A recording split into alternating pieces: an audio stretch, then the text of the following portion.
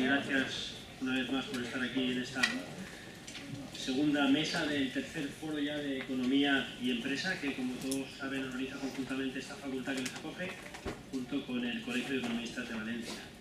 Esta segunda sesión lleva un título tan genérico como que es Economía, pero se plasma en un título mucho más concreto que es las fortalezas y desequilibrios de la economía española. Casi nada he dicho, el barómetro de los círculos.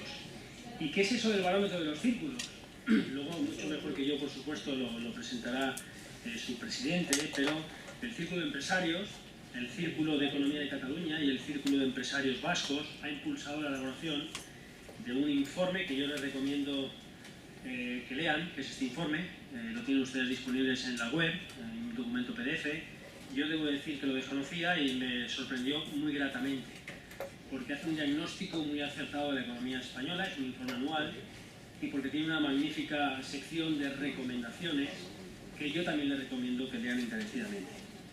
La dinámica del debate o del coloquio va a ser la siguiente. En primer lugar, como tenemos el privilegio de contar con el presidente del barómetro, Miguel Canalejo, que a continuación les presentaré, pues lo mejor es que él, de su propia voz, nos lo cuente en un espacio aproximado de media hora, y luego lo que haremos es abrir un turno de debate un mano a mano entre Matilde Mas y Miguel Canalejo, de tal forma que les formularé unas preguntas que he seleccionado, sobre todo después de leer el barómetro y ver las recomendaciones, de temas de enorme actualidad. Hablaremos del mercado de trabajo, del I+D, de la productividad, de infraestructuras, del déficit público que tanto preocupa ahora mismo, de temas de mucha actualidad y de mucho interés.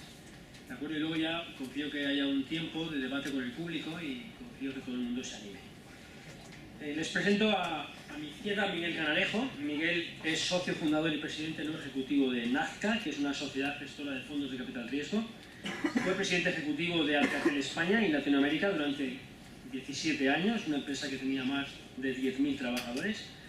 Ha sido consejero de numerosas empresas nacionales e internacionales, tan importantes como Telefónica Móviles, Unión Fenosa, Alcatel, Accenture y alguna más. Es de formación ingeniero industrial por la Universidad de Madrid y también posgraduado por el IES Business School de Barcelona. Por tanto, tiene una larga, excelente trayectoria en el mundo empresarial, que, como me comentaba ahora viniendo desde el AVE, pues así lo puedo avalar. Quiero darles las gracias por estar aquí. Primero porque oír de primera voz a quien es el presidente del barómetro pues es un privilegio, y segundo porque ha hecho el enorme esfuerzo personal de estar aquí un día que es fiesta en Madrid. Por tanto, es de muy agradecer a nivel personal y por tanto se lo agradezco. Pues sin más dilación le doy la palabra, luego ya a continuación introduciré a Matilde Mas, pero ya en la parte segunda del debate. Pues cuando quieras, Miguel. Muchas gracias, Joaquín, y muchas gracias a la Facultad de Economía de Valencia por haberme invitado a esta sesión para presentar el barómetro de los círculos. Yo casi voy a hacer una introducción, porque el barómetro es un producto del Círculo de Empresarios. El Círculo de Empresarios, no sé si lo conocéis, es una institución que se creó en el año 77, en la transición,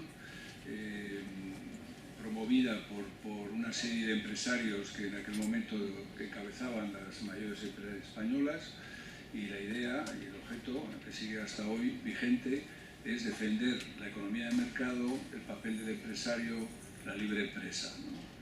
Y hacerlo desde una visión global. O sea, nosotros no defendemos intereses empresariales, no somos la COE, nosotros defendemos el interés general, y siempre con una visión a largo plazo, siempre proponiendo cosas. Por eso somos un think tank, un centro de pensamiento. No nos limitamos a diagnosticar. El barómetro es un buen exponente de que, además de un diagnóstico, hacemos recomendaciones, ¿no? Con esa visión global, si a España le va bien, también nos irá bien a los empresarios, y además desde una posición de independencia, porque en el Círculo de Empresarios participamos 200 primeros ejecutivos o CEOs de empresas, y financiamos al 100% los costes del círculo. O sea, no recibimos ninguna subvención de nadie, por lo tanto podemos decir lo que pensamos con total libertad, y así lo hemos hecho siempre, ¿no? En este caso concreto, en el caso del barómetro, además de participar en este estudio, el Círculo de Empresarios, ha participado el Círculo de Economía catalán, que es equivalente a nosotros en Cataluña, el Círculo de Empresarios vascos, también equivalente en el País Vasco, esas dos asociaciones de una manera muy profunda, porque participan también representantes de ellos en el comité que yo dirijo, y además han participado también la Asociación Valenciana de Empresarios en la encuesta, que os contaré ahora la metodología que hemos usado, los navarros de Institución Futuro, los empresarios gallegos del Círculo de Economía y los baleares. O sea que las opiniones que yo voy a presentar y que recoge el barómetro representan aproximadamente la opinión de los CEOs, de los máximos dirigentes, del 25% del PIB de este país. Yo creo que la importancia de este diagnóstico no es tanto cómo lo hemos elaborado, sino quiénes están detrás de este análisis y de estas propuestas. Bueno, el barómetro se articula o tiene cuatro contenidos. Uno, el primero, y tal vez el que podríamos decir que es el core del barómetro, es un diagnóstico. El barómetro es un diagnóstico, es una medida de competitividad. La competitividad está en la base de que las empresas en una economía de mercado cada vez más globalizada tengan éxito y crezcan, tanto en el mercado nacional como en el internacional, y son las empresas las que tienen que ser competitivas.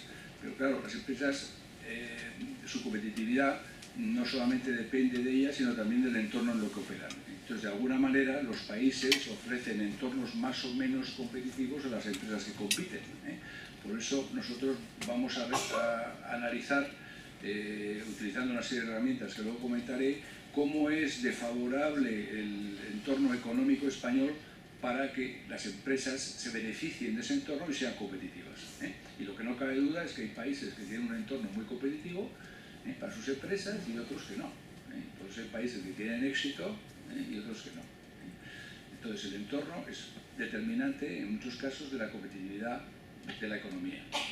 Y es clave porque la competitividad al final es como, digamos, como el origen del crecimiento económico y del bienestar. O sea, muchas veces en economía, no sé hasta qué punto, porque yo soy ingeniero, no soy economista, pero me parece que os enseñan mucho sobre, digamos, lo macro y también lo micro, pero viéndolo desde una foto hoy de qué es lo que pasa y cómo se explica lo que está ocurriendo en la economía española hoy. Hablaremos de PIB y hablaremos de exportaciones, y hablaremos de formación bruta de capital, y hablaremos de déficit corriente y hablaremos de una serie de cosas, pero todo esto es el resultado de la competitividad de la economía española y las empresas españolas de hace 3, 4, 5 años. O sea que la competitividad es la causa, el crecimiento económico es el resultado. Por eso es importante entender las causas que hacen que un país sea competitivo, las fortalezas y las debilidades, como las empresas. Es llevar el análisis de Porter, nos lo habéis estudiado, de competitividad y de estrategia empresarial al entorno país.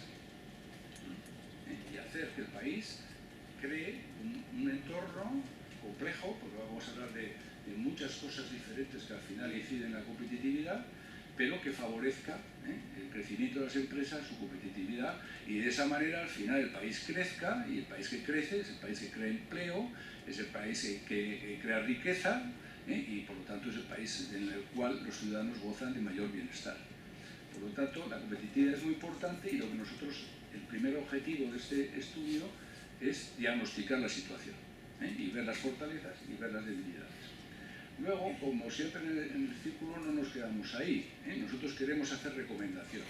Entonces, ¿cómo hacemos las recomendaciones? Bueno, partimos del diagnóstico, este es el problema, definimos indicadores para cada una de las variables que analizamos, dónde estamos nosotros, dónde están los países comparables, la Comunidad Europea, el euro, la OCDE, son los entornos en los que nosotros nos movemos como país. Vemos quiénes son los mejores países en cada una de esas variables, vemos lo que hacen en esos países para hacerlo también cuando nosotros no lo hacemos tan bien, y de todo eso deducimos una serie de propuestas concretas, que son las recomendaciones.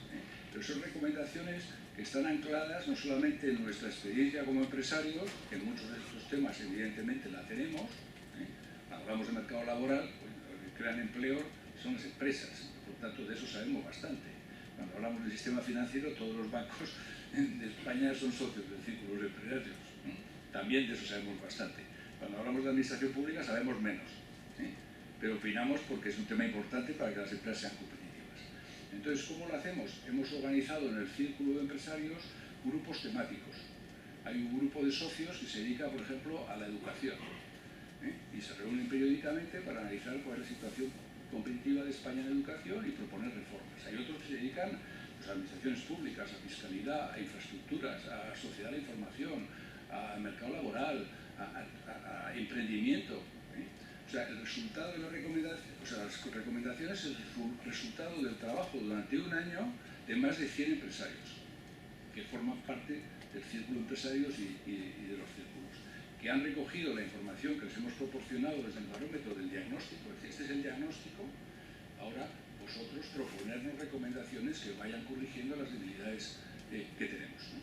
Por lo tanto, este es un trabajo de más de un año, de un número muy importante de empresarios, de los CEOs, insisto en los CEOs, porque son los socios del círculo, son los CEOs, no son los de relaciones institucionales, y luego además los consultores. Hemos utilizado al IES como consultor para elaborar el documento, ¿no? Entonces, como veréis, la parte del diagnóstico es la que voy a cubrir yo más en mi presentación, es decir, este es el problema, ¿no?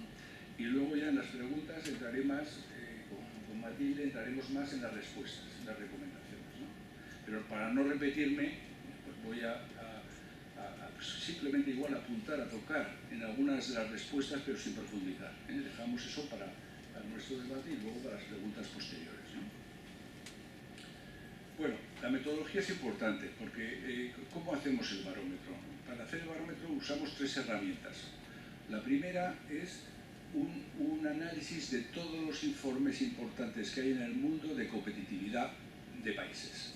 En el mundo globales, informes globales que analizan desde hace muchos años la competitividad de las economías, hay 3. El Global Competitiveness Report, que lo hace el World Economic Forum, el World Competitiveness Yearbook, que lo hace el IMD, la Escuela de Negocios Suiza, y el Doing Business del Banco Mundial. Esos vienen haciendo análisis de más de 100 países desde hace mucho tiempo, con una metodología determinada, ¿no?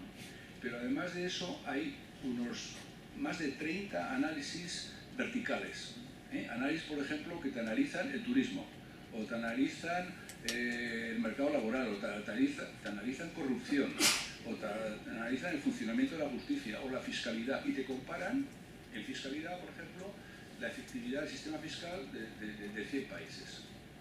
Entonces nosotros tenemos esos 3 grandes documentos globales como la base de nuestro diagnóstico, pero hemos profundizado también en algunos aspectos utilizando los informes sectoriales. Todos ellos están reflejados aquí. Los análisis que utilizamos están todos recogidos en el documento. Yo os animo a que os lo descarguéis, porque además figuran las páginas web y si os interesa pincháis y tenéis toda la información sobre cualquier aspecto de competitividad que dan todos estos indicadores. Nosotros toda esa información digamos, de índices internacionales lo hemos sintetizado en 6 pilares, que ahora comentaré, y en 32 variables. O sea, hemos agrupado, pues el tema de competitividad es muy complejo, pues son muchas cosas las que influyen, ¿no? Entonces, nosotros, para simplificar y para comunicar, lo hemos reducido a 6 grandes pilares, que ahora iré comentando, y dentro de esos 6 pilares a 32 variables. Entonces, esta es la parte de cómo nos ven los demás a nosotros. Eso es importantísimo. Claro, tiene mucho que ver en una economía globalizada con la inversión, por ejemplo, extranjera en España. Por tanto, la imagen que proyectamos hacia el exterior es clave para el futuro de nuestra competitividad y el crecimiento, ¿no? Las otras 2 herramientas son las aportaciones de los círculos. La primera herramienta es la encuesta a los CEOs. Nosotros, en base al diagnóstico internacional, hemos elaborado una encuesta que me enviamos a 700 CEOs, a todos los socios de los círculos y encima a una selección que hemos hecho de empresas medianas que no son socios de los círculos, pero que nos parecen muy importantes, porque claro, los socios de los círculos son las grandes empresas. Entonces este país, como veremos luego, es un país de pequeñas empresas. Entonces la visión que nosotros damos de la competitividad seguramente no es un poco optimista. Seguramente las cosas no son tan buenas como decimos nosotros, ¿no? Entonces este año, en el tercer barómetro, pues este es el tercero, hemos hecho un esfuerzo para incorporar a más de 100 empresas medianas punteras, aunque no sean socios de los círculos. Y hemos mandado la encuesta a los CEOs. con lo cual, por primera vez, en algunas de las 32 variables, cuando hemos visto que hay diferencia entre lo que opinan las empresas medianas y las grandes, hemos puesto, no lo pondré aquí, pero sí está en el barómetro, la araña con las dos visiones diferentes. Por ejemplo, en financiación, por poner una variable, pues la situación la ve peor las pequeñas empresas que las grandes, por ejemplo, ¿no? Entonces, es muy importante esta parte de la encuesta, porque claro, los CEOs han hecho el esfuerzo de valorar digamos, el diagnóstico y de dar ideas que son también la base luego del trabajo de nuestros grupos de trabajo específicos en las recomendaciones. Y han valorado sobre todo las reformas. O sea, en este país se han hecho reformas y hay que hacer muchas más. Entonces hemos pedido específicamente a los CEOs que nos digan cuáles son las reformas que han funcionado, cuáles no y cuáles faltan. Entonces esa parte me parece que es muy trascendente, ¿no?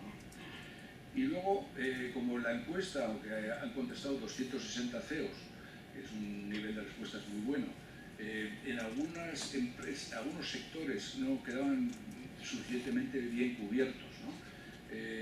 O en algunas geografías, igual no teníamos suficiente representatividad, hemos complementado las encuestas con 20 y tantas entrevistas personales con los CEOs, ¿no?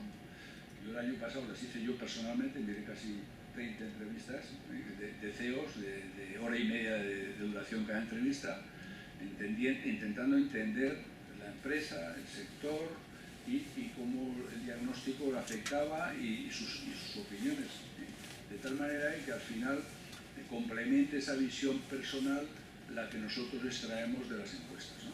Este año no he participado en todas, pero he participado en bastantes y al final yo creo que cualitativamente le da un valor añadido a las encuestas, ¿no? Entonces, esta es la metodología. Es muy importante porque usamos la visión externa, pero luego la complementamos con la visión interna. Bueno, entonces, ¿cuál es el resultado? Así, en síntesis. Bueno, pues el resultado es, aquí están los tres grandes informes y la posición de España evolucionando en el tiempo, ¿no? Entonces, España está mejorando, digámoslo así, pero mejora lentamente. Estamos mejorando porque venimos, por ejemplo, por coger uno, el World Competitiveness, venimos de ser el país 45 de 61 en el año 2013, en plena crisis, y en el año 2016, en este barómetro, somos el 34. O sea, hemos mejorado. Pero todavía no estamos en el 31. O sea, antes de la crisis, con otro modelo económico en España basado en otras cosas que hacíamos bien, como era la construcción, el inmobiliario y los servicios, pues éramos más competitivos que lo que somos ahora, que estamos en pleno proceso de cambio hacia otro modelo económico en el que todavía no hemos llegado. Entonces, bueno, estamos recuperando posiciones, pero demasiado lentamente, ¿no? Si se ve el Global Competitiveness Report, que para mí es probablemente no sé, yo diría el más significativo, estábamos en el 35 el año 2013, estamos luego en el 14, que es el año que hacemos el primer barómetro, estábamos en el, no, perdón, el 35 fue el primer barómetro, 35 otra vez en el 2014, 32, 33 en 2015 y ahora acaba de salir en 2016 y estamos en 32. O sea, vamos ganando como un puesto al año, ¿no? Eso no está mal, quiere decir que la dirección es buena, pero la velocidad es escasa. Y sobre todo es escasa porque en España tenemos tres grandes desequilibrios, que simplemente los apunto, luego será objeto del debate. Primero, una tasa de paro totalmente inaceptable, del 19%, que duplica la media de la Comunidad Europea. Después un déficit fiscal del 5% el año pasado, que este año dice que va a ser 4,6%, que es también insostenible, porque una economía que crece como la española y no es capaz de superar, de cumplir con sus objetivos de déficit nunca, tiene un problema. El día que no tengamos acceso al crédito como hemos tenido hasta ahora, o el crédito cueste otra cosa, ¿no? Y el tercer problema es que ese déficit público nos ha llevado a un nivel de endeudamiento público de más del 100% del PIB, y eso es un riesgo ante cualquier situación de crisis en el futuro. Por lo tanto, cuando tienes estos grandes desequilibrios y tienes una competitividad mediocre, digamos así, el 30 entre 150, a mí como español me parece mediocre, yo creo que tenemos que seguir haciendo reformas para mejorar la competitividad. Y creo que como país nos deberíamos de plantear estar por lo menos entre los 20 primeros, o el primero entre el 20 y el 30, que no hemos estado nunca. un año estuvimos el 29 en uno de los índices. Y homologarnos más con los países que son nuestros clientes, que comparten nuestras instituciones europeas, y tenemos que estar a ese nivel. Pero para eso hace falta seguir con las reformas en aquellas áreas que en el barómetro se identifican como áreas de debilidad, que son las que voy a comentar ahora. Bueno, entonces, las áreas. Son 6 áreas y aquí se ve el resultado de los 3 barómetros, ¿no? Las áreas son, primero, el mercado, la importancia del... Bueno, lo iré comentando cada una luego en detalle, la importancia del mercado, los recursos básicos que tiene el país, el mercado laboral, el mercado financiero, el dinamismo de las empresas y la contribución de las administraciones públicas. Esas son las 6 áreas y luego en cada área hay una serie de variables, ¿no? Bueno, entonces, en síntesis, en el barómetro hay una escala que va del 0 al 7, ¿no? Para cada variable identificamos cuál es la media de la OCDE, ¿no? Que es un cuadradito azul, identificamos dónde estamos nosotros, identificamos cuál es el mejor país en esa variable, ¿no? Entonces yo diría que 4, aquí se ve el 4 como una línea roja horizontal, el 4 es como, digamos, un aprobado un poco alto, ¿no? Y por debajo es suspenso, o sea, por debajo del 4 es suspenso, ¿no? Entonces, ¿qué aprobamos? Pues aprobamos el dinamismo del mercado, aprobamos el primer pilar y aprobamos el quinto pilar, el dinamismo empresarial. Aprobamos también, pegadito, los recursos básicos, aunque con distintas notas. Los recursos básicos son 3 grandes temas, son infraestructura, son educación y es conocimiento, y ahí hay notas diferentes. Y donde suspendemos es el mercado laboral, aunque mejorando, porque era el mercado laboral, cuando hicimos el primer barómetro, era un suspenso grave, estamos en 3,3 y ahora estamos en el 3,8, por tanto algo hemos hecho a mejor, pero todavía no damos la talla. Y luego las contribuciones de las administraciones públicas, que sigue siendo una debilidad competitiva sin cambios, ¿no? Entonces, bueno, ahora vamos a entrar en cada uno de los pilares y ver un poco cuál es la situación, ¿no?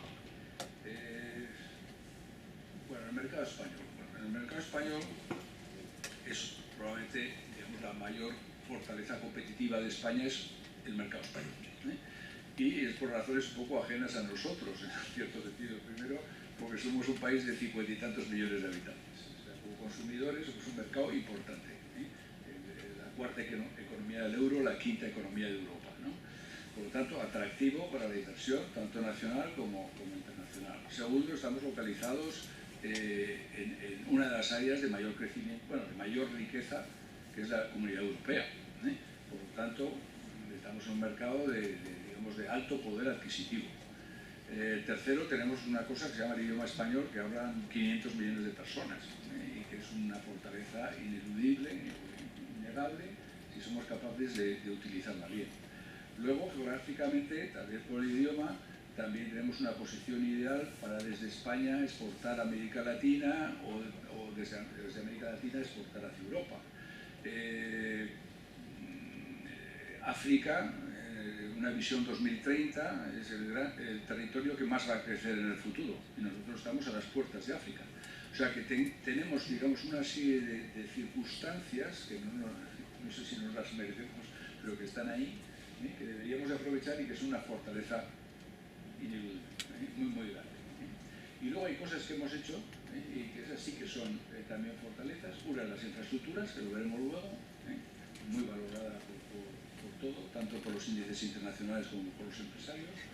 Y la otra es las personas. O sea, las personas cualificadas en España tienen, digamos, profesionalidad y costes competitivos. Pero aquí distingo de nuevo, no todos los ciudadanos españoles son competitivos, sino los más cualificados. Y luego entraremos en el problema del paro y en el problema de la educación, ¿no? ¿Cuáles son las debilidades? Bueno, pues las debilidades más importantes son, y las iremos tocando, ¿no? el tema laboral, el tema fiscal, la burocracia general, que tiene mucho que ver con el funcionamiento de las administraciones públicas, el marco regulatorio, temas que luego iremos cubriendo porque de cada uno de ellos tenemos prácticamente un análisis, ¿no? Pero bueno, digamos que esta botella la podemos ver medio vacía o medio llena. Yo, he sido optimista, tiendo a verla medio llena. Yo creo que hay, digamos, realidades intrínsecas que bien utilizadas nos deberían de favorecer a la mejora de la competitividad. Bueno, recursos básicos. Es un pilar fundamental. Los recursos básicos que tiene el país son la base del crecimiento futuro. Infraestructuras, educación y tecnología o conocimiento son los tres grandes temas, ¿no? La posición es bastante diferente de unos y otros. Yo diría que es sobresaliente en infraestructuras, yo diría aprobado alto en conocimiento y suspenso en educación, por simplificar. Infraestructuras, bueno, pues en todos los indicadores y también en el análisis de los CEOs, muy positivo el esfuerzo que ha hecho España de creación de infraestructuras de transporte, carreteras, ferrocarriles, aeropuertos, puertos. Hay cosas que mejorar, luego las comentaremos, pero en general la sociedad de información, porque las infraestructuras de telecomunicaciones también son punteras en Europa. Entonces, en infraestructuras estamos muy bien y las infraestructuras son base para la competitividad de cualquier país. ¿Veis lo que dice Trump esta mañana? Dice lo primero que va a hacer es invertir en infraestructuras. Algo no han hecho ellos que nosotros hemos hecho muy bien, ¿no? Por lo tanto, este es un tema fundamental que habrá que mantener, que habrá que planificar a largo plazo, porque el problema de las infraestructuras es que aquí con la crisis hemos pasado de estar invirtiendo igual el 5% del PIB en infraestructuras al 2%. Las infraestructuras requieren una planificación a largo plazo y un mantenimiento de esas infraestructuras que no pueden ser, digamos, adaptables a los ciclos económicos como hemos hecho aquí. O sea, hay cosas que mejoran, pero digamos tenemos una fortaleza básica muy importante, ¿no? Educación. De nuevo, educación es, yo lo rompería en tres apartados, ¿sabéis? Para simplificar. Educación secundaria, educación profesional, perdón, educación básica, formación profesional y formación universitaria, ¿no? Entonces, estamos bien en universitario, ¿no? Yo creo que tenemos un nivel de titulados universitarios absolutamente comparable con el de los países que nos rodean, por lo tanto ahí no hay un problema de cantidad. Y calidad, bueno, es verdad que no tenemos ninguna universidad entre las 200 mejores, pero España lo que buscó en su momento fue facilitar el acceso a todo el mundo a la universidad. O sea, aquí, de nuevo, antes lo comentaba Joaquín, cuando hablamos de educación hay dos temas que analizar. Uno es cuál es el output y otro es cuál es el input. Nosotros hemos dado prioridad al input, que haya acceso, igualdad de acceso a todo el mundo. Y en eso somos uno de los 10 mejores países del mundo. El problema es que luego la formación que damos no es tal vez la ideal para lo que requiere el mercado en cada momento, ¿no? Pero la formación superior en general en España es valorada por las empresas, sobre todo por las grandes empresas, como muy buena, más en las carreras técnicas que en otras, y el problema es más adecuación de lo que se forma con lo que se necesita. Y ahí la empresa tiene que involucrar indiscutiblemente más en definir cuáles son las necesidades que vamos a tener en el futuro, ¿no? Luego de eso hablaremos también, ¿no? La educación secundaria básica, bueno, ahí tenemos un problema enorme. Ahí, antes he dicho que formación profesional es todavía peor, no sé cuál de las dos es peor. O sea, cuando tienes un país en el que el 50% de los jóvenes o han dejado de estudiar, digamos, no han llegado ni al bachillerato, el 22% de los jóvenes no han terminado sus estudios de bachillerato, ¿no? Cuando en Europa es menos de la mitad, y del resto de los que han terminado no han tenido ninguna formación adicional, pues es que tenemos un problema por abajo enorme. Hay mucha gente que no tiene la formación mínima necesaria para emplearse en el mercado de trabajo, ¿no? Y eso se refleja consecuencia de esto es la formación profesional. En España un 20% de los jóvenes estudia formación profesional, cuando en Alemania estudia el 60% de los jóvenes. Y cuando resulta que el 60% de los puestos de trabajo que se van a crear en el mundo, en el futuro, son de formación profesional. O sea, nosotros simplemente para tener la disponibilidad de recursos que va a necesitar el futuro de este país, necesitamos 300.000 puestos de formación profesional más al año de los que tenemos ahora. Y es un esfuerzo impresionante. Y luego hablaremos de esto también. Pero digamos que hay una serie de problemas que al final tienen un impacto, como vemos, muy grande en el mercado laboral, en el paro. Si no tenemos las personas formadas adecuadamente, no vamos a tener la capacidad de emplearlas y después de crecer y después de sostener el estado de bienestar. O sea, es el problema, yo diría, no sé si es el 1 o el 2, pero vamos, sin duda, el tema de la educación. Y luego en el tema de emprendimiento, el tema de conocimiento, nosotros es un país moderadamente innovador, la inversión en I+D es como el 1,2% del PIB, debería ser el 2%, es mayor el esfuerzo que hace la universidad que el que hacen las empresas. Tiene mucho que ver este déficit de innovación con el tamaño de la empresa española, que luego comentaré, que es muy deficiente, porque nosotros somos un país de microempresas. Solo el 0,1% de las empresas de este país tienen más de 50 trabajadores. Entonces, claro, empresas que no tienen tamaño, emplean muchísima gente, pero no tienen capacidad de nada, ni de exportar, ni de innovar, ni de hacer I+D, ni de contratar titulados. Entonces, el tamaño de la empresa es uno de los elementos competitivos más débiles de todo el sistema económico español. Luego hablaremos de cómo se podría ir mejorando ese problema.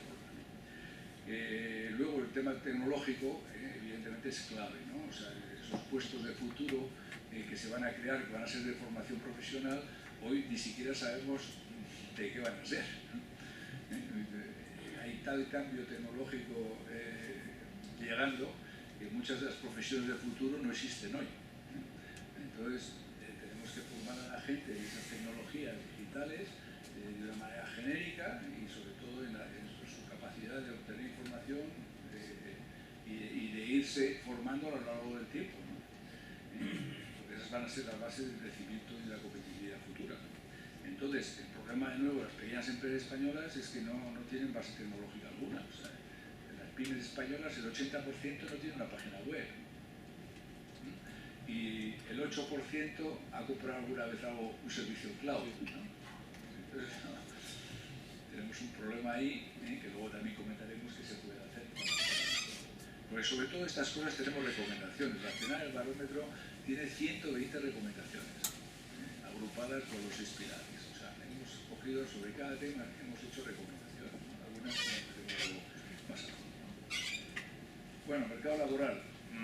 Este, claro, es nuestro tema más importante, sin duda, ¿no? Porque un país que tiene, como decía antes, el 18,9% de parados, pues quiere decir que algo no funciona, ¿no? Si además de los parados, más del 50% es paro estructural, que son gente que lleva años ya parados, ¿no?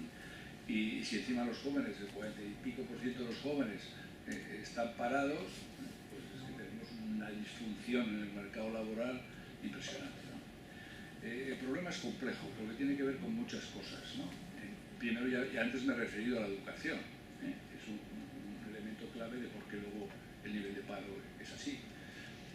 Pero hay otra serie de problemas. El mercado laboral no acaba de funcionar, no ha funcionado nunca. O sea, este país, cuando teníamos pleno empleo, que fue el año 2006-2007, cuando la construíamos más casas que Francia, Italia y Alemania juntas, teníamos el 8% de paro registrado. Entonces, quiere decir que hay una economía sumergida, que hay, digamos, un paro estructural que habrá que analizar porque en esto también hay un fraude, como luego hablaré de otros fraudes, que hay que erradicar, ¿no? Luego hay un problema estructural de tipo económico, de modelo de país. O sea, como decía antes, nosotros hemos sido un país de mucho empleo temporal, de construcción, de turismo, de servicios de poco valor añadido. Entonces, claro, eso, cuando ha habido una crisis como la que hemos tenido y de repente todo el sector de la construcción desaparece prácticamente, pues deja un nivel de paro impresionante, ¿no? Entonces ahora estamos reinventando el modelo de competencia de ese país. Afortunadamente las empresas lo están haciendo, a mi modo de ver, de una manera fenomenal. Yo creo que el indicador más importante, a mi modo de ver, es el déficit corriente.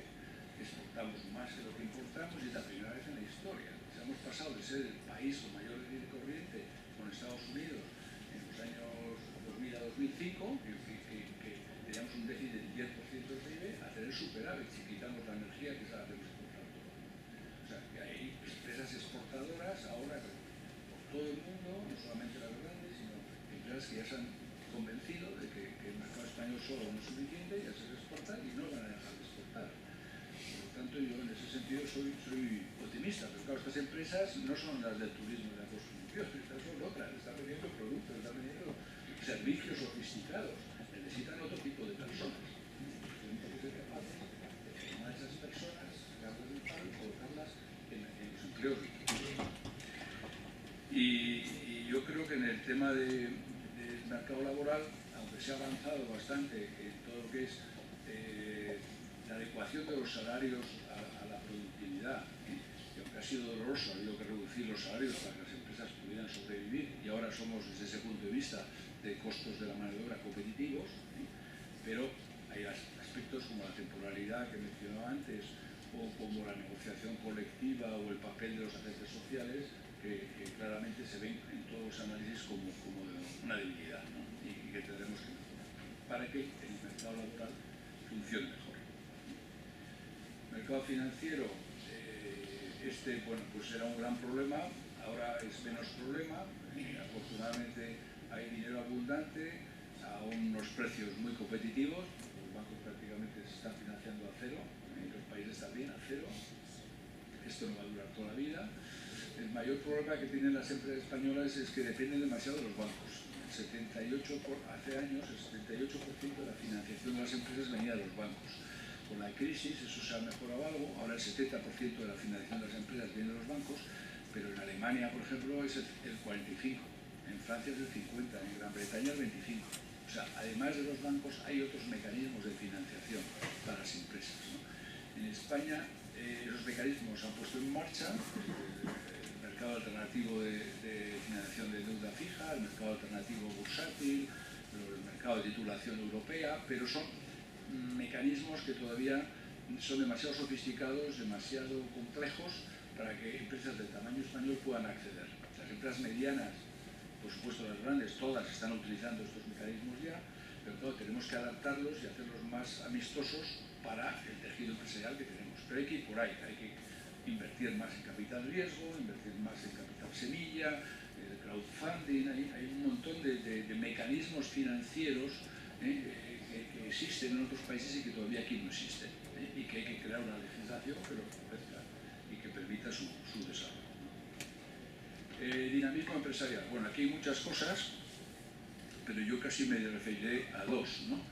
El mercado español es muy competitivo, eso tanto desde el punto de vista internacional como nacional se ve como un mercado muy dinámico donde hay muchísima competencia. Es verdad que todavía quedan algunos sectores regulados que se podrían abrir más a la competencia, y espero que se haga, porque yo soy un partidario total de la competencia, que al final favorece al consumidor pero también favorece a las empresas, ¿no? Y lo que hay es, yo diría, dos problemas muy importantes. Uno que ya he mencionado es el tema del tamaño, que las empresas españolas son particularmente pequeñas, y el otro problema es la unidad de mercado, que tiene mucho que ver con lo que vamos a hablar luego de las administraciones públicas. Aquí nos hemos inventado un Estado con 17 autonomías, cada una con su parlamento, con sus gobiernos, todas regulando y regulando sobre las mismas cosas de manera diferente. Con lo cual, el empresario pequeño español que no tiene recursos, que no tiene capacidad de acceso a la administración, cuando encima se enfrenta con 17 regulaciones diferentes, lo que decide es no crecer. Yo me quedo siendo pyme en mi comunidad autónoma y punto. No crezco, ni me expando, ni nada, porque no soy capaz de enfrentarme a esta complejidad. De hecho, es curioso, pero hay un índice que se llama sobre la burocracia, y me parece que somos el país 100 de 120 y tantos analizados en el mundo. Nos analizan como burocracia, ¿no? Pues esto es algo que habría que corregir. El gobierno actual ya lo intentó con la ley de unidad de mercado, pero luego la han tiroteado y torpedeado desde todas las comunidades autónomas. Y al final, algo que estaba bien planteado a nivel central, se lo han cepillado a nivel autonómico. Pero hay que volver a eso porque es un tema fundamental. Y luego, finalmente, la contribución de las administraciones públicas. Bueno, aquí salimos fatal, fatal, y por muchas razones.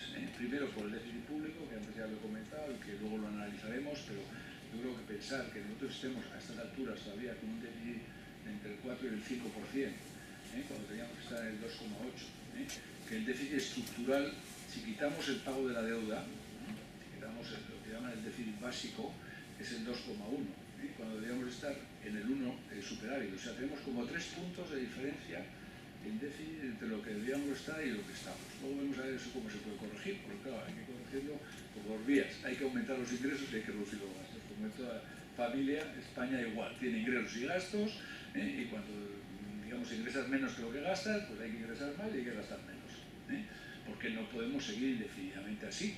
Ya estamos al 100% de deuda al PIB, hoy nos están financiando, pero si las circunstancias cambian y pueden cambiar, ante cualquiera de los eventos que estamos viendo, pueden cambiar, y todo eso tendría unos costes pero enormes en incremento del gasto, simplemente para dar servicio a la deuda, que hemos acumulado durante los años de la crisis, porque cuando empezó la crisis España tenía deuda pública al 35% del PIB y hoy estamos al 100%.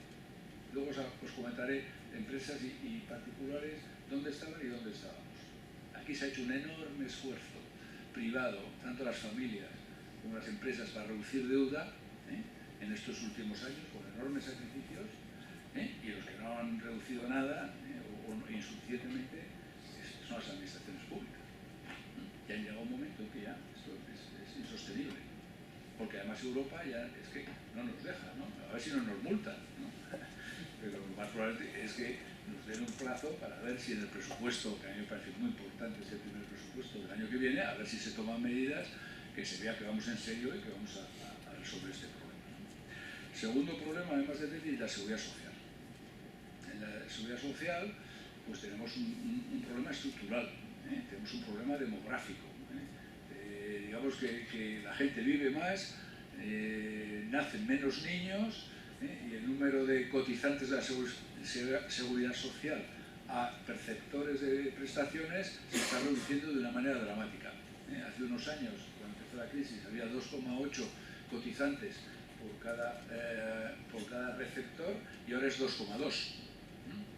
Al ritmo que vamos, pues vamos a ser incapaces de sostener las prestaciones actuales, que además crecen. O sea, la prestación media en estos momentos es un 38% más por lo que recibe cada pensionista de lo que recibía antes de la crisis. O sea, menos cotizantes y más prestaciones. Resultado, el sistema no funciona, y desde que empezó la crisis a hoy se han retirado de las reservas que tenía la seguridad social 54.000 millones de euros. A este ritmo, en un año o dos, nos quedamos sin reservas. Entonces tenemos ahí un problema estructural. Esto no es un problema de gestión, es un problema estructural, demográfico. Y por tanto hay que dar una solución estructural. Pero como es un tema políticamente súper sensible, pues no hay gobierno que se haya atrevido hasta ahora a atacarlo.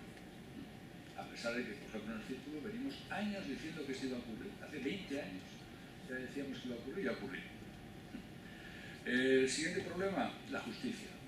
Salen todos los indicadores fatal. De hecho, en algunos indicadores, por ejemplo, ahora no lo tengo por aquí, no lo tengo aquí, pero bueno, salimos muy mal desde dos puntos de vista. Uno que es más preocupante, que es el de la independencia, no sale muy bien para la visión que nosotros tienen desde fuera en cuanto a la independencia de la justicia, seguramente porque los órganos supremos de la Administración de Justicia están elegidos por los políticos, por lo cual no hay la separación de poderes que debería haber, pero luego es que además es muy poco eficaz, porque aquí es muy lenta. El caso medio en un tribunal de primera instancia civil se resuelve en 264 días y en Austria se resuelve en la mitad. Entonces, la justicia es fundamental para el funcionamiento de una economía de mercado, la seguridad jurídica y la eficacia, y por tanto es otras debilidades que hay que corregir. Y luego ya la última, pues si fuera poco, es el tema de la corrupción. Entonces, aunque España en los indicadores internacionales, esto lo digo para que lo sepáis, somos el 36 de 167. O sea, somos igual de corruptos que competitivos, ni más ni menos. Es un supuesto, a mí también me gustaría que esto esté entre los 10 primeros, ¿no? Pero no es que seamos especialmente corruptos como país. Yo creo que tenemos corrupción muy localizada en una serie de temas, pero la percepción general hace que es fatal, porque como la justicia no funciona, los temas se prolongan en los tribunales, la prensa los airea, y al final los ciudadanos pensamos que todo es un desastre, que las instituciones no funcionan, y por lo tanto todo eso tiene un reflejo en la opinión que nosotros tenemos de nosotros mismos y la opinión que trasladamos a los demás.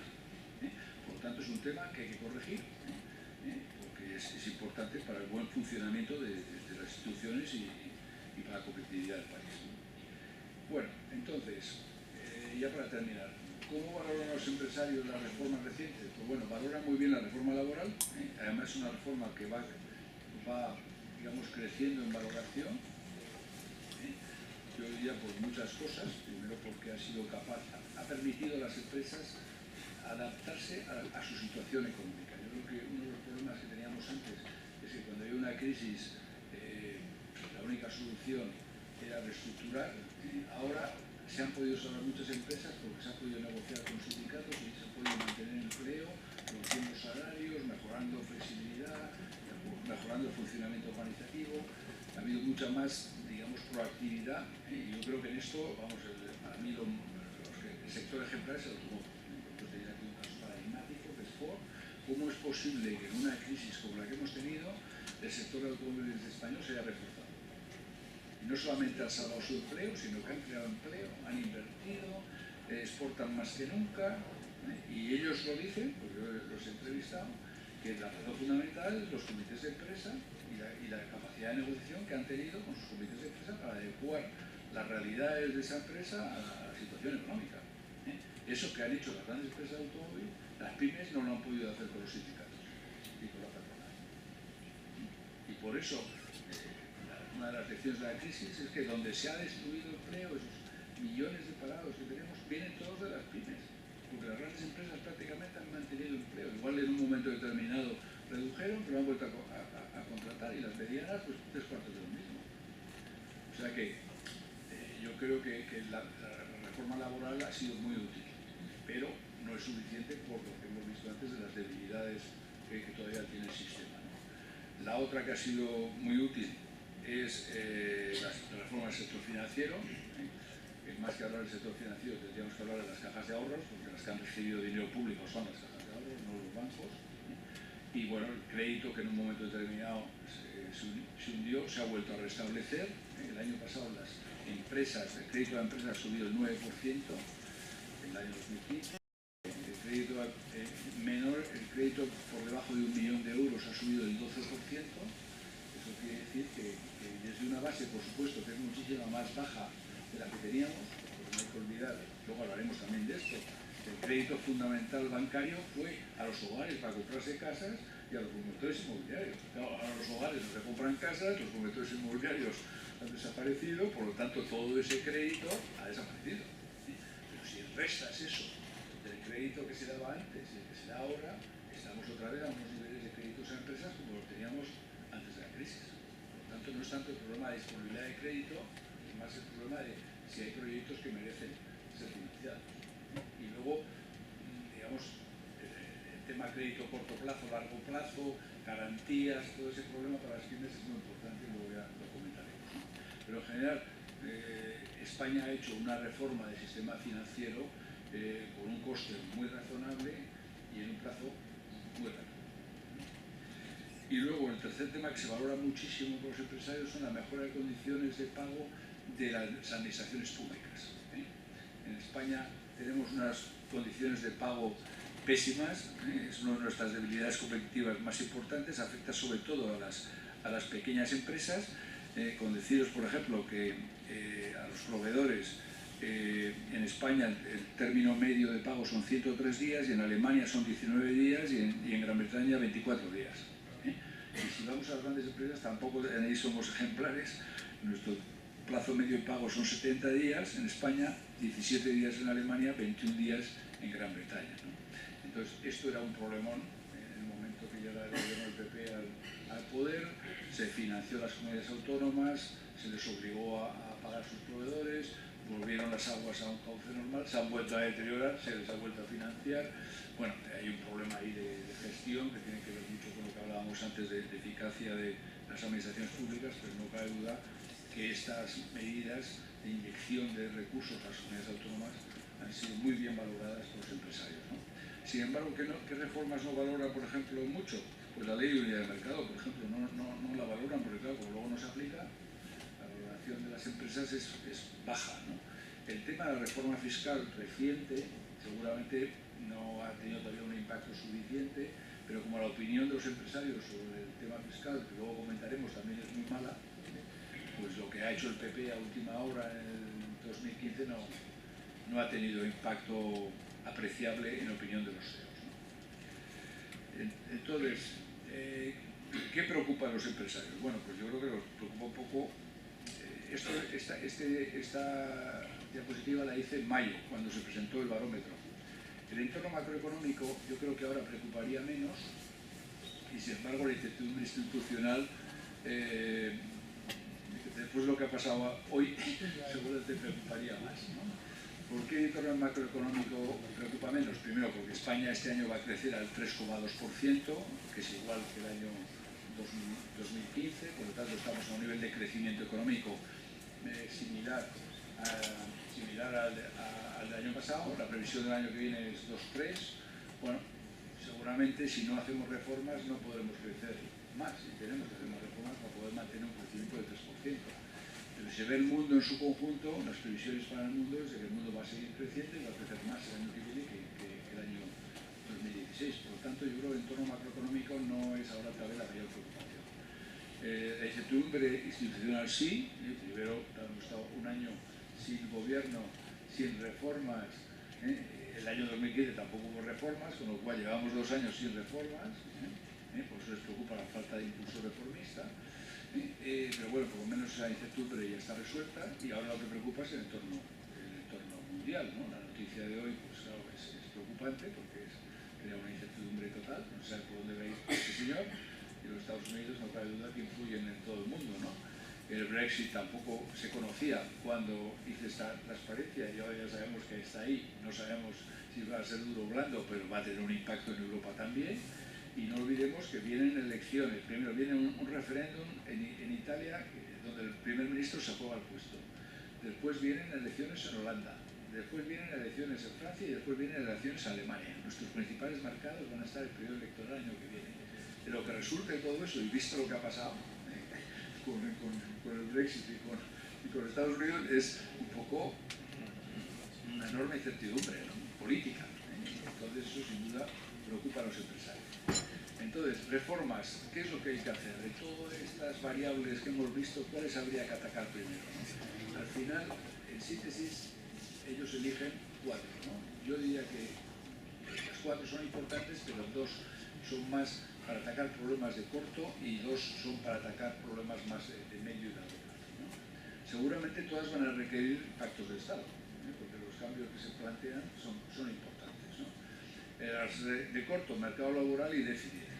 Hay que tomar medidas a corto plazo para reducir el problema del 19% de parados que tenemos. Eso no se puede esperar años a resolverlo, hay que atacarlo, y sobre todo el empleo juvenil hay que atacarlo ya, y el tema del déficit público hay que atacarlo ya. O sea que hay que tomar una serie de reformas, tanto en ingresos como en gastos, para reducir esos 2 problemas a corto plazo, ¿no?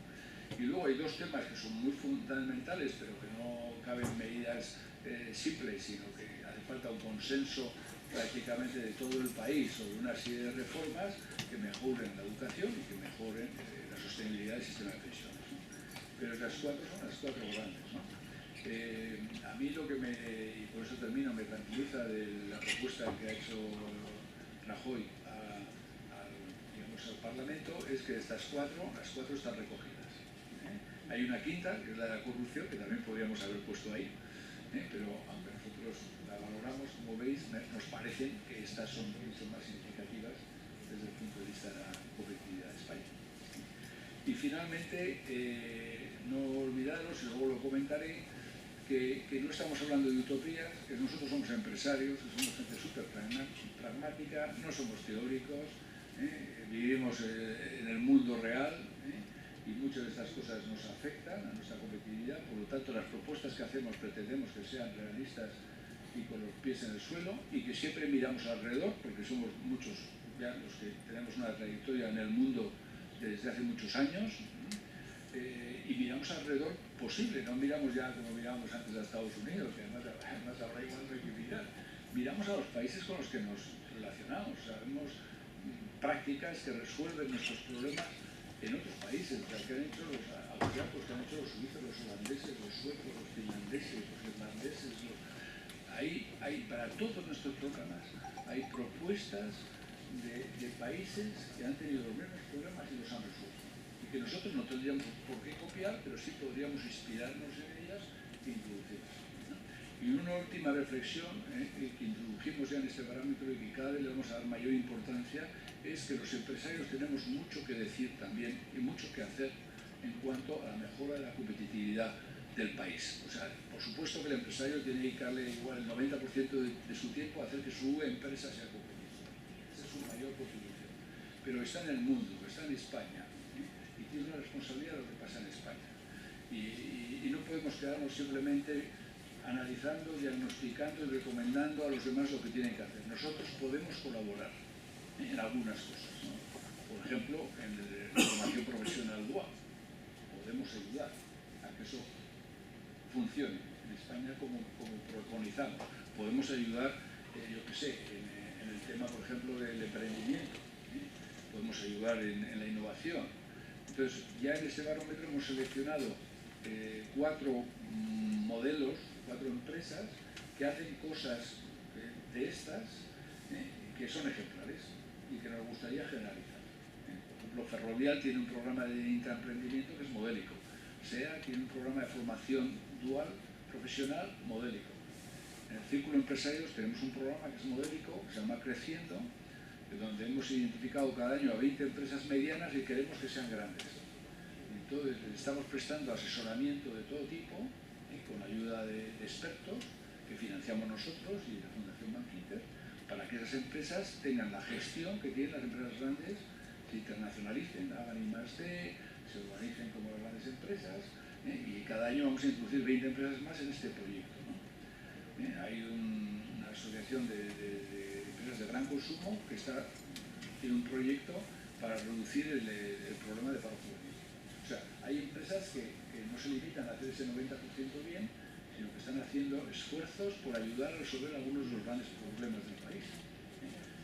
Y yo creo que eso lo tenemos que fomentar todavía más, tenemos que ser ejemplares también para luego ser más exigentes con los que nos gobiernan para que tomen medidas en aquellas cosas en las cuales nosotros no podemos hacer. Bien, Miguel, muchísimas gracias.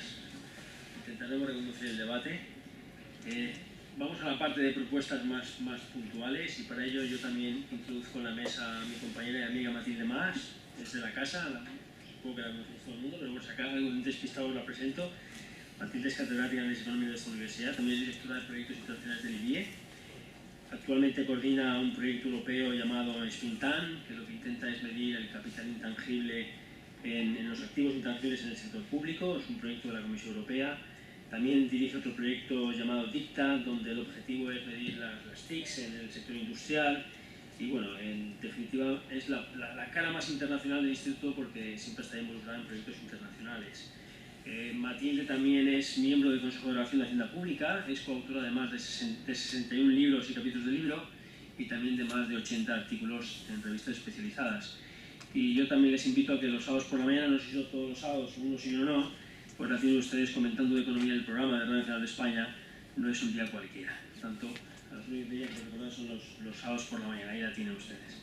Bueno, la dinámica es muy sencilla. Yo les voy a pedir mucha brevedad, porque tengo en la recámara muchas preguntas, y les pido por favor brevedad. Vamos a empezar con Matilde, ¿de acuerdo? Bueno, esta semana, ayer o antes de ayer, el CIS volvía a dar el último dato, ¿no? Evidentemente lo que más le preocupa a España y a los españoles es esa intolerable, ¿no?, tasa de paro de casi el 19% del PIB. Estamos hablando de 4,3 millones de parados según la EPA. Y bueno, es un problema estructural. Decía Miguel que en el mejor de los tiempos era el 8%, pero es que era el mejor de los tiempos. Entonces, ¿qué más se puede hacer? Porque se ha hecho una reforma laboral, yo creo que está dando los frutos, la del 2012, pero la tasa de paro sigue siendo el doble que la media europea. Entonces, ¿qué más se puede hacer, Matilde? Yo lo que diría es que en este país, de verdad, el paro no lo hemos tomado en serio nunca. Porque si nos lo hubiéramos tomado en serio, es un contrafactual sencillo de entender. No llevaríamos 30 años con una tasa de paro más alta de Europa. Solamente Grecia nos supera. Si yo me paro a pensar qué características tiene la economía española que pueda justificar que durante 30 años, que se dice pronto, esa tasa de paro haya sido superior a la media europea, pues la verdad no se me ocurre nada. No se me ocurre. No se me ocurre ¿por qué? Porque no veo ninguna característica en la economía española. Nosotros, ¿qué es lo que tenemos? Primero, somos un país que desde los años 60 pertenecemos a la OCDE, es decir, estamos en el club de los ricos, no somos una sociedad marginada. Tenemos una acumulación de capital muy importante. Hemos invertido mucho, Miguel lo estaba destacando, en educación. Tenemos unas infraestructuras que compiten con cualquier país. Y tenemos una situación geoestratégica que lo veas. Entonces, ¿qué se me ocurre pensar? Que con todo eso lo que tenemos lo estamos aprovechando muy mal. Y que además la exposición geoestratégica, pues a lo mejor es lo que se llama la maldición de los recursos naturales, que es el hecho de tener sol, playa, una buena ubicación, nos ha hecho vivir de lo que vivimos. Es decir, el sol y la playa, como Miguel también mencionado, y todos sabemos, en la construcción. Yo cuando el otro día estaba viendo el discurso de investidura del que ahora es presidente del gobierno, de Mariano Rajoy, a mí me chocó al menos una cosa relacionada con esto, porque él combinó dos cosas. Dijo primero, lo más importante es la creación de empleo. Y dije, vale, pues estupendo. Acto seguido era, y tenemos 5 problemas y voy a proponer 5 pactos. Y del empleo los pactos habían desaparecido. El tratamiento que él le dio en el discurso de investidura al problema que tenemos de paro fue decir, estaba encantado de decir, estamos creando más empleo que ningún otro país de la Unión Europea. Esto es absolutamente cierto, no estaba mintiendo. Lo que pasa es que estaba ocultando una parte de la información. La parte de la información es que, Miguel también lo ha mencionado, llevamos España desde los años de expansión, porque desde el año 95, del 95 al 2007 los titulares eran así de grandes. España es el país de Europa que más empleo generó el 50% del crecimiento del empleo en toda la Unión Europea, lo cual es una barbaridad. ¿Qué es lo que pasó? Pues lo que pasó fundamentalmente es que esa generación de empleo se centró en el sector de la construcción. El sector de la construcción es un sector que es muy intensivo en mano de obra, pero tiene también muy lentos avances de productividad. Y entonces los recursos naturales que nosotros tenemos, que la construcción es uno de ellos, porque está ligado también a nuestra exposición geoestratégica, nos deslumbró porque teníamos una tasa de paro de la estratosfera del 25%, y decías, bueno, tío, oye, estupendo, estamos bajando la tasa de paro, mira qué bien, qué súper guay. En un sector con una productividad por los suelos, olvidándose de la productividad que teníamos. ¿Cuál ha sido el resultado? Que el sector de la construcción efectivamente creció mucho empleo, éramos los campeones. ¿Qué es lo que pasa ahora? Que el sector de la construcción tiene 1.300.000 empleos menos de los que tenía al principio de la crisis, es decir, que toda la bendición del mundo mundial la hemos perdido. ¿Cuál es la segunda parte de la historia? La segunda parte de la historia es la que comentaba el presidente Rajoy. Y hemos crecido, tenemos una cantidad de empleo, hemos crecido la repera marinera. La repera marinera ahora está fundamentada en otro sector, que es, Miguel también lo ha mencionado, el sector turístico. El sector turístico tiene, igual que de la construcción, muchísima capacidad para generar empleo, porque es intensivo en mano de obra. No necesariamente tiene que ser un sector de baja productividad o productividad negativa. En términos internacionales, la construcción suele tener crecimiento de la productividad muy baja, el sector del turismo no necesariamente. En España, ¿qué es lo que pasa? Pues conviven, tenemos empresas que son punteras, grandes cadenas hoteleras, la industria gastronómica nuestra es de primera fila, tenemos transportistas, de cruceros y todo lo que queráis, de primerísima fila, pero todo esto convive con pequeñísimas empresas, baretos, cafés de copas. ¿Cuánta gente en este país ha cogido el dinero del paro y se ha montado un bar que le ha durado lo suficiente para fumigarse todo el dinero que ha cobrado del paro y no hemos adelantado nada? Y esto, el problema de España ahora ya más en general, no es solamente la construcción, que lo no es solamente el turismo, que lo es que nuestros niveles de productividad son muy bajos, son bajísimos. Son los más bajos de la Unión Europea junto con Italia, Portugal y Grecia. Y esto lo ha destacado Miguel y luego volveremos a hablar sobre ello. Pero yo vuelvo a lo que decía, yo no me puedo creer que en este país nos estamos tomando el problema del paro en serio, porque no sé entonces por qué tenemos los paros, el nivel de paro que tenemos. Yo creo que hay problemas de conflicto de intereses, que impiden el acuerdo. Y que el hecho de que el señor Rajoy no propusiera, junto con los 5 pactos, un pacto por el empleo y la productividad, me parece que era tan necesario, al menos como todos los demás. Miguel, ¿qué más se puede hacer?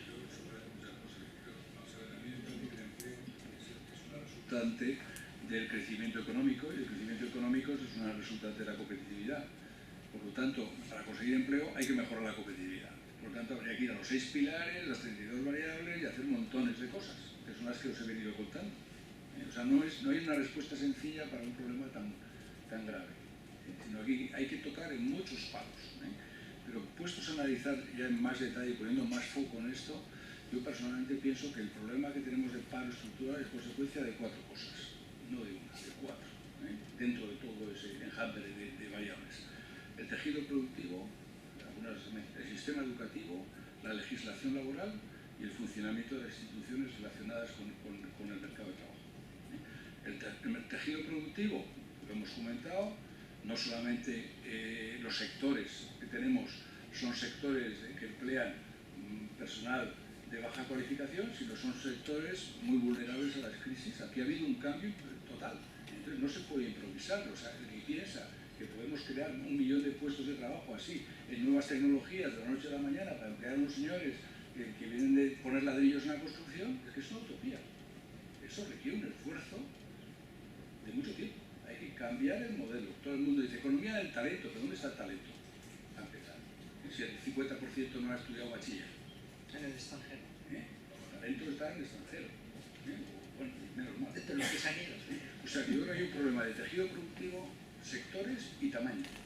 Porque las dos cosas influyen en el problema. Y eso no se cambia a corto plazo. Y requiere el esfuerzo de mucha gente, no solamente es una decisión del gobierno, yo quiero estar en la economía de conocimiento, tiene que creérselo los que están creando empleo en la economía de conocimiento, es decir, los empresarios. Primer problema. Segundo, el sistema educativo, que ya lo hemos mencionado, no está proporcionando los recursos que necesita el nuevo modelo económico. Tercero, la legislación. El problema de la temporalidad, aunque sea políticamente incorrecto, es algo que está absolutamente... Bueno, aparte del problema de la temporalidad, también tiene que ver con el tejido productivo. Claro, porque estamos hablando de negocios que son, por esencia, temporales, como es la construcción y el turismo, es que tienen que haber trabajadores temporales. De hecho, en la época en que el negocio fundamental de este país era construir casas, el número de trabajos temporales que había era el 37% del total, y ahora es el 27% del total. O sea que hemos reducido 10 puntos la temporalidad porque ha cambiado básicamente el tejido productivo. O sea que en la medida que vayamos avanzando en ese cambio de economía, la temporalidad se va a ir reduciendo. Si somos más industriales, ahí la temporalidad en la industria prácticamente es insignificante. O sea que tiene mucho también que ver con esto, pero además tiene que ver con un tema fundamental que los empresarios reclamamos desde hace mucho tiempo, que son las indemnizaciones de despido entre los temporales y los fijos, que son las dos muy por encima de las de los países que nos tenemos que comparar y mucho más altas las de los fijos que los temporales. Entonces la gente está contratando, los empresarios, sobre todo las pymes, están contratando temporales para no tener que despedirlos con indemnizaciones de fijos cuando tengan una crisis. Por lo tanto, lo que hay que hacer es igualar la indemnización por despido de temporales y fijos y ponerla al nivel de Europa. Las dos cosas. No igualar por arriba. Pues si igualamos por arriba, entonces sí que vamos a tener un problema. Entonces no vamos a tener ni temporales. O sea que, ojo con esto, ¿no? Y luego, el último tema es el marco institucional. O sea, hay cosas que no funcionan. O sea, por ejemplo, el INE. Aquí tenemos no sé cuántos parados y resulta que tenemos toda una infraestructura pública para recolocar esos parados y solo recolocan depende del 5% de los parados. Y además lo hacen casi como si fuera un monopolio, no dejan que la empresa privada participe de ese esfuerzo y colabore en resolver el problema de los parados, formándolos y reubicándolos, como funciona en todas partes. O sea, los modelos de funcionamiento de las políticas activas de empleo en los países con los que no nos comparar son público-privados. O sea, la prestación es gratuita. pero el que la presta es una empresa privada. Y lo hace con muchísima más eficacia que el funcionario del IREN, donde además no existen, y esto ya veríamos ya todo el tema de la administración, los funcionarios no tienen ni la motivación, ni la gestión que haga que un señor que coloca gente sea mejor remunerado que un señor que no coloca gente. Y no se sabe además por qué este coloca gente y este no coloca. O sea, no hay ninguna transparencia, no hay información, no hay estándares. O sea, hay que aplicar a la gestión del INEM, que es uno de los temas fundamentales, prácticas de empresa privada, de motivación, de selección, de formación, de mejores prácticas, de indicadores, que es lo que hacen los países que han resuelto este problema. Por eso hay prácticas concretas del funcionamiento del INEM que proponemos en el barómetro, ¿no? Y luego los sindicatos, claro, los sindicatos y los empresarios. Las organizaciones patronales están pensando en términos de otra época. Aquí ha cambiado, va a cambiar todo. Para empezar, la industria representa ahora ya menos del 15% del total del PIB. Y además estamos en un país de pequeñas empresas. Entonces, ¿cómo se puede acordar unos incrementos salariales a nivel nacional? En esa situación, cuando tenemos empresas de todo tipo, con distintas condiciones de productividad, unas que podrían pagar más y por lo tanto estamos haciendo una faena a sus trabajadores porque no les suben lo que les deberían de subir, y a otras en cambio les obligan a subir algo que no pueden pagar y que les van a hundir. Entonces, esto se ha acabado, o sea, hay que hacer como Dinamarca, que es nuestro modelo de negociación colectiva. Hay una negociación colectiva a 3 niveles: los salarios, las jornadas, se negocian a nivel de empresa. El 80 y pico % de los trabajadores en Dinamarca están sindicados y el 95% de los convenios, sus incrementos salariales se negocian empresa por empresa. Entonces, ¿qué queda? Pues queda un segundo nivel, que son los sectores, donde se establecen unos salarios mínimos, se establecen los sistemas de pensiones, se llevan aquellos temas, digamos, de cobertura mínima para que todo el mundo tenga una cobertura suficiente, ¿no? Y luego a nivel nacional, bueno, pues el estatuto de los trabajadores. Entonces aquí no, aquí hemos hecho las cosas mal y la consecuencia es que no somos capaces de adecuar, digamos, la negociación colectiva a las necesidades cambiantes del mercado en cada momento, ¿no? O sea que al final, no sé si me he extendido mucho, pero yo creo que hay problemas que son estructurales y que va a requerir mucho tiempo. Cambiar el tejido productivo va a llevar mucho tiempo, cambiar digamos, la educación secundaria, la formación profesional va a llevar mucho tiempo y por lo tanto, aunque son fundamentales para reducir el paro, hay que tener las ideas claras, insistir y un programa a largo plazo. Y luego hay temas más de corto, como puede ser el funcionamiento de las instituciones, como puede ser el funcionamiento de las políticas activas de empleo, la formación, digamos, los contratos, yo qué sé, las indemnizaciones, cosas que se pueden corregir si hay consenso, claro. Pues, eso es justo el contrario, pues al final no tiene que tener más nuestro nadie. Yo estoy totalmente de acuerdo contigo, Miguel, pero de todo el listado que has hecho no veo nada que no se pueda cambiar y no hay nada que sea reciente. Es un problema que es estructural, que está ahí desde hace muchos años, que todo es negociable. Tú has hecho un listado que se puede leer en clave de intereses de los grupos, donde cada cual toma sus posiciones, defiende sus intereses, y no ha habido ninguna voluntad real de resolver el problema del paro, en el sentido de que todo lo que tú estás diciendo, al menos dime algo que se me haya podido escapar, todo es perfectamente soluble. Otros países lo han resuelto hace tiempo, nosotros no. Y detrás de todo ello hay conflictos de intereses personales. Es un comentario que quería hacer. Bueno, yo creo que yo he distinguido de lo más estructural, de lo más, digamos, lo que requiere acción a largo plazo. Yo lo de largo plazo, que es el tamaño, digamos, la estructura productiva de este país, es que eso no se puede decidir por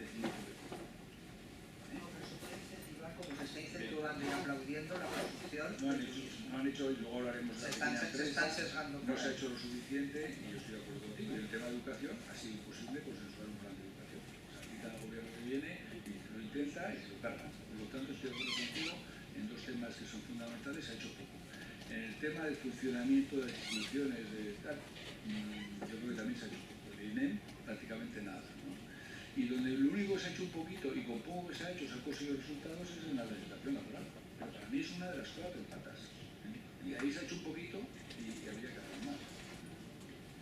Bueno, tenemos muchos temas y muy poco tiempo, ¿eh? Os pido mucha brevedad, por favor. Yo, si estuviera en la piel de ser de Quintos hoy, su problema debe ser de dónde salen los 5.500 millones que Bruselas le exige para reducir el déficit público, ¿no? Al año que viene al 4.6 que terminaremos al 3.2, quiero recordar. Entonces mi pregunta es, ¿hace falta una reforma fiscal? Para mí sí, ¿eh? Es la gran reforma pendiente en mi opinión. ¿Qué opinas, Matilde? Bueno, yo con el diagnóstico que hacen los círculos estoy de acuerdo. Básicamente no es un asunto, yo creo que lo que estáis planteando, y me corriges, es no crear nuevos impuestos, sino ampliar la base. En eso está también la lucha contra el fraude fiscal. Yo en eso estoy básicamente de acuerdo con ello. Y ahora mismo es muy difícil, desde mi punto de vista, es muy difícil combatir el déficit porque es muy fácil crearlo, pues claro, 6 años, simplemente a pasar el 35 al 100%, y es muy difícil reducir. No se va a reducir con superávit. Esto no lo vamos a quitar de la cabeza, porque no va a haber superávits primarios. ¿Qué alternativas tenemos? Pues las alternativas que tenemos son ampliar la base, por supuesto, la base fiscal, es confiar en el crecimiento del PIB, pero es muy difícil que solamente con esto sea suficiente. Y no debería aumentarse los impuestos, sobre todo los impuestos que desincentivan el funcionamiento de la economía, que lo orienten hacia producir lo que no se debería de producir. Pondría, por ejemplo, el caso de las pensiones. Yo sería partidario de que si hay que resolver el problema de las pensiones, el problema, y que el crecimiento no lo vaya a solventar, que sean impuestos que estén muy claramente orientados a pagar las pensiones, y que todos sepamos, mire, esto usted está pagando más para pagar las pensiones. Que lo sepa usted, con transparencia, que se diga. No difuminar el problema, sino resolverlo con asuntos directos. Luego, por supuesto, yo creo que hay bastante margen, y yo sé que lo que digo no es para nada popular, pero creo que hay mucho margen para reducir el gasto público, hay mucho margen para aumentar la eficiencia en el gasto público del sistema en muchísimos campos, y que habría que fomentar más la colaboración público-privada. No tiene por qué ser todo público, lo que hace en este país, lo de lo público es que mola, entendiendo que por público que pagan otros, en lugar de pensar que mejoramos nosotros. Empezamos por mejorar la universidad también. Y como sé que tenemos poco tiempo, para sí. El tema, si me quedan 5 minutos solo. ¿Hace falta reforma fiscal, sí o no? Sí. ¿En qué sentido? Bueno, pues es que es un desastre. Recaudamos con unos tipos nominales de los más altos de los países del euro, recaudamos como 7 puntos menos. Estamos recaudando el 38% del PIB y la media es el 45%. Entonces es insostenible. El estado de bienestar que tenemos es insostenible si no subimos la recaudación. Ahora, el problema, como decía muy bien Matilde, no es subir los tipos, sino ampliar la base. Con algunos ajustes. Por ejemplo, el IVA, porque ahí se va en el informe impuesto a impuesto, ¿no? ¿Qué significa cada uno de los impuestos, cuánto recauda y cómo se compara con Europa? Entonces, por ejemplo, el IVA. Nosotros tenemos el 21% de IVA. Esto es equivalente a los países de nuestro entorno, pero nosotros con el 21% de IVA recaudamos el 6% del PIB y Alemania recauda el 9%, el 50% más, con el mismo tipo. Entonces, ¿qué pasa? Pues aquí hay un fraude impresionante. Punto número 1. Segundo problema es que nosotros, el tipo nominal del 21% se aplica a muchos menos productos que en Alemania. Aquí hay un montón de productos bonificados que pagan tipos reducidos de IVA, y que son consecuencia de lobbies que gestionan con el gobierno y que mi cultura tiene que pagar menos, no sé qué. Oiga, no. Aquí los tipos tienen que ser, los tipos no los puedo tocar, el de arriba, los de abajo los tengo que igualar con los del resto de Europa, y tengo que eliminar o reducir la economía sumergida, que nosotros la valoramos en casi el 19% del total, a unos niveles comparables, porque si no va a ser imposible que este impuesto, que es vital, suba. Si coges impuestos de sociedades, sin embargo, ahí la recaudación por sociedades es el 2,4 y en Europa es el 2,5. Por tanto, aquí poco margen. También los tipos están por encima. Nosotros pagamos el 30 nominal y en Europa el 25. ¿Qué pasa? Que aquí hay montones de desgravaciones, determinadas empresas que no pagan nada. Entonces aquí probablemente no hay que tocar el tipo, en todo caso se habría que hacer es bajarlo, el nominal, y eliminar determinadas bonificaciones y que todo el mundo tenga que pagar un mínimo. Con lo cual aquí sí que se puede conseguir fácilmente una recaudación similar a Europa, ¿no? Y el IRPF, pues con tipos marginales que nosotros tenemos del 45% y en Europa la media es el 40%, o sea, estamos por arriba, sin embargo recaudamos como 2 puntos menos de Producto Interior Bruto. Aquí lo que hay que hacer es no subir, sino ampliar la base, y luego luchar contra el fraude, etc., ¿no? Y luchar con el fraude es un tema complicado, porque tienes que empezar desde el colegio y de las familias, en la educación, que la gente entienda que los servicios hay que pagarlos y que defraudar está mal. Y aquí parece que defraudar casi está bien visto o estaba bien visto, ¿no? Y concienciar a todo el mundo y, por supuesto, hay que sancionar con muchísima más dureza de la que se sanciona ahora y hay que tener muchísima más inspección y más recursos y más motivación de los inspectores. O sea, es gestión. Para reducir el fraude es un problema de gestión. Y ahí sí que yo no me opondría a que se aumentara el número de inspectores fiscales. Así como en otras cosas, creo que hay que reducir de una manera significativa el empleo público, ¿no? Hemos tocado paro, hemos tocado déficit público. Para mí el tercer problema es solo los países rescatados europeos deben más en términos netos de deuda externa que España, solo. Irlanda, Portugal y Grecia. España debe en términos netos al exterior el 88% del PIB, 960.000 millones. ¿Vamos a poderlo pagar? ¿Qué hay que hacer, Matilde? Bueno, tú lo acabas de decir. Primero, nuestro problema de déficit de la balanza de pagos en realidad es la otra cara del déficit público. Estamos en los países de la austeridad y yo creo que no es al revés. Si se reduce el endeudamiento público, pues seguramente desaparecerá también la deuda externa, pero también habrá que convencer a los... No puedes evitar que la gente, los extranjeros, compren tu deuda, pero habrá que convencerlos de que resulta atractivo comprarla. Y no debe resultar muy atractivo comprarla cuando hay declaraciones del tipo de que a lo mejor una buena solución para ello es entrar en default o no pagar, simplemente reducir la deuda como, si se puede decir en este foro, como es la propuesta de Podemos. Yo creo que esto es la mejor forma para que no te compren la deuda pública. Eso es alto el público, deberían de saberlo y deberían saber que con determinados uno tiene que ser responsable, que si tiene que estar dudado y tiene que comprar la deuda, pues tiene que mantener su deuda, no puede jugársela con que la prima de riesgo se le vuelva a ir de las manos, porque esto es más encarecimiento de nuestra financiación y que hay cosas que con las cosas de comer no se debe jugar. Bueno, he sido muy mal moderador. Te voy a pedir un minuto en tu respuesta porque me gustaría recoger alguna pregunta del público. El sector público haga lo que ha hecho el sector privado, que es reducir los gastos. O sea, las empresas, cuando empezó la crisis, tenían una deuda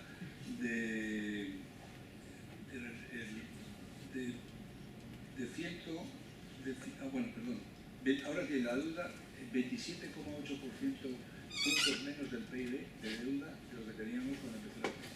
Y ahora tenemos la deuda a nivel de los países de Europa que podemos compararnos. Y las familias hemos reducido nuestro endeudamiento el 41% del PIB.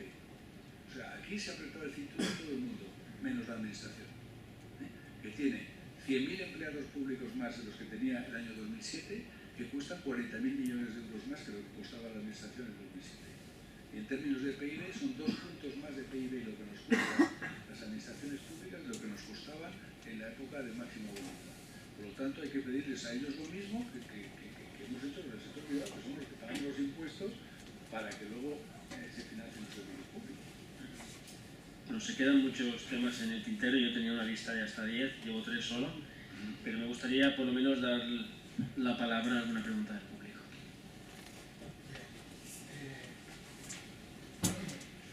Creo que has hecho una enmienda muy severa de la política económica que se ha hecho hasta ahora, porque claro, si al final estamos con más deuda y el déficit público no se ha reducido suficientemente, pues sigue habiendo un desequilibrio. Yo voy a otra cosa.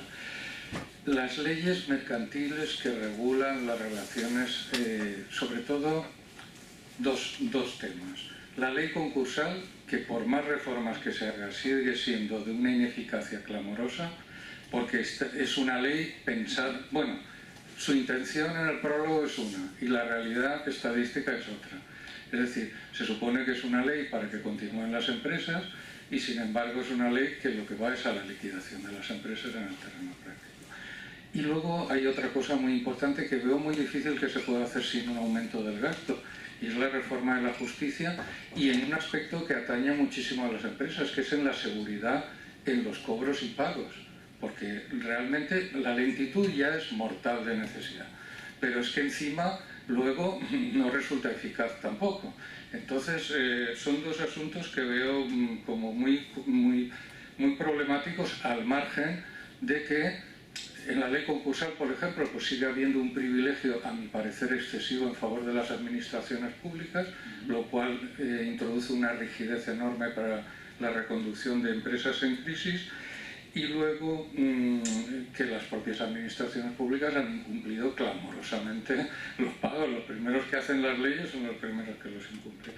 Y luego voy a una tercera cuestión que a lo mejor me resulta curiosa respecto a las entrevistas con los CEOs en el sector financiero, y es que ¿cómo es posible que en Estados Unidos, con una crisis bancaria de caballo, en 2 años hayan remontado, y aquí entiendo yo que por una relación política de dominio mal entendida, los bancos han sido incapaces de gestionar bien la devaluación de los activos inmobiliarios? Porque claro, si un balance es mentira porque tiene precios artificiales de los activos que se adjudican por la crisis, pues resulta que tenemos una crisis. Mi pregunta es, ¿se ha acabado la crisis bancaria española por ese lado? Porque yo entiendo que ahí hay una bola que produce desconfianza y hace que el mercado interbancario siga teniendo problemas muy serios aquí en España. Bueno, son muchas preguntas. Sí, la última me encantaría responderla a mí, pero mi papel es de moderador. Así que Miguel, muy brevemente. Vamos a ser muy rápido. Ley concursal. Nosotros hacemos una serie de recomendaciones en el barómetro relacionadas con la ley concursal. Son 5 o 6 recomendaciones. Una de ellas es la que has mencionado tú. Eliminar el carácter de acreedor privilegiado de la Hacienda y de la Seguridad Social. Otra también mucho que ver con esto, suprimir la sucesión de deudas con Hacienda y Seguridad Social para adquirir unidades, porque hay compañías que se hubieran podido salvar, y yo he estado presente en operaciones de compra de empresas que estaban en suspensión de pagos por inversores nuevos que van a poner capital a salvar esas empresas, y nos hemos encontrado que era intocable negociar con los acreedores públicos, con la Seguridad Social y la Hacienda, y por lo tanto todos los demás acreedores habían aceptado quitas y todos intocables. Entonces, empresa que se hunde y ya ni cobran ellos, ni cobran los demás proveedores, ni se salva el empleo, ni nada, ¿no? Pues totalmente de acuerdo, ¿no? Y luego el tema de los administradores judiciales es un problema, porque este es un mundo, el que ha tenido algo que ver con esto sabe de qué estoy hablando. Eso se tendría que profesionalizar y regular, ¿no? Y luego hay que aprobar los convenios por mayorías más reducidas, porque ahora por el mecanismo de concursal, pues al final hay acreedores que te hacen auténtico chantaje. Se ha visto ahora en el caso de Abengoa, con la, digamos, la expresión de pagos más importante de la historia de España, como hasta el final no sabían si iban a conseguir la aprobación del convenio, porque había varios acreedores que boicoteaban la operación. Eso no se puede poner en peligro en el futuro de una empresa de ese tamaño, que haya 2 inversores oportunistas de última hora que han comprado deuda para boicotear el proceso. O sea, las leyes tienen que cambiar, ¿no? Proteger, por supuesto, a los acreedores, pero no imposibilitar la continuidad de la empresa, ¿no? Eso es fundamental en época de crisis. Si hubiéramos tenido unas leyes concursales más competitivas, se hubieran salvado muchísimas empresas más. Y ahora que no hay crisis, parece que ya no es prioridad. Incluso nosotros no lo hemos puesto como prioridad.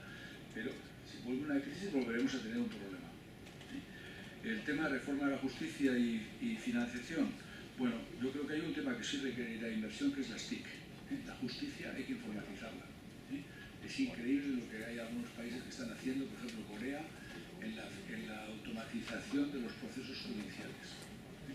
Y por tanto hay tecnología que está disponible con las aplicaciones específicas, que habrá que hacer una inversión, pero en esto y en toda la administración. O sea, cuando nosotros hablamos de que hay que modernizar la administración, hay que tecnificarla. Si toda la administración funcionara también como Hacienda, desde el punto de vista tecnológico, estaríamos hablando de otra cosa. Entonces, si saben, bueno, para recaudar, se han tecnificado. Pero para prestar justicia, no.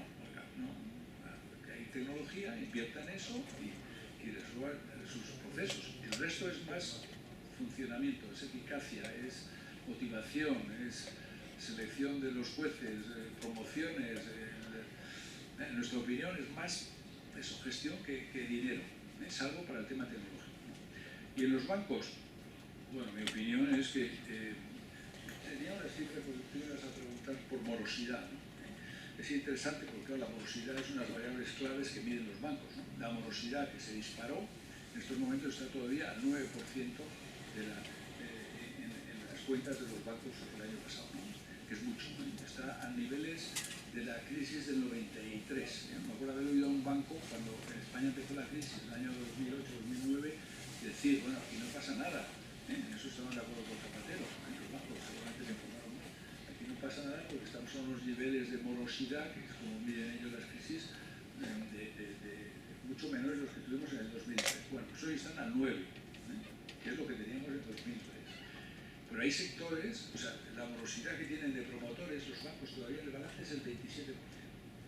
Y cuando suman eso con las familias, con las empresas y tal, les sale el 9%. Eso quiere decir que tienen un montón de activos en balance todavía cuestionables. Y el problema que tienen es que no generan recursos. O sea, el problema es que con el coste del dinero a cero y con los clientes que en vez de pagar por recibir un crédito van a pedir que les paguen, como en Dinamarca hay empresas que están cobrando por recibir créditos de los bancos. O sea, yo no consigo entender eso, pero a eso hemos llegado. Pues claro, si tú no le puedes cobrar al cliente, no tienes margen y encima las autoridades monetarias te ponen toda clase de regulaciones para que tu capital propio sea no sé qué, y los ratios, y una exigencia tremenda para que no volvamos a tener otra crisis financiera como la que tuvimos, pues que al final las cuentas no salen. El resultado para mí es que el sector financiero todavía en Europa no ha acabado de digerir la crisis, no fue como en Estados Unidos, allá oye, quiebras, pumping, dinero público, resuelto el problema y ya están todos otra vez funcionando. Aquí no, ha sido parches más o menos bien intencionados, lentos, primero que se pusieron en los puertos a ver si nos sale por casualidad uno que vea, no, salía un ciego, pues una caja mala con otra caja mala y se hundían los dos. O sea, aquí lo hemos hecho todo mal. Ahora, al final, sí, oye, pues, se ha reestructurado sobre todo las cajas, pero bueno, en Europa siguen los alemanes todavía con problemas, siguen los italianos con problemas. Entonces, yo creo que parte digamos, del sistema financiero, esto si creen los banqueros la negarán, pero mi opinión, y además fundamentada en datos, es que todavía no han digerido y que lo tienen difícil porque la economía no les permite generar los márgenes suficientes como para hacer las provisiones y acabar con el pasado, ¿no? Claro, ahora otras Sareb, ¿no? ya tuvieron la oportunidad de quitarse todos los créditos malos y colocarlos en la Sareb, y otras Sareb no nos la podemos inventar. Por lo tanto, difícil. Muy bien, estamos ya en tiempo y por tanto no vamos a proseguir el debate. Yo estaría encantado, por supuesto. Muchísimas gracias al público asistente. La sesión continúa a las 17 horas, ¿no? Esta tarde, en esta misma sala. Y muchísimas gracias, Miguel. Muchísimas gracias, Martínez. Siento haber sido mal moderador.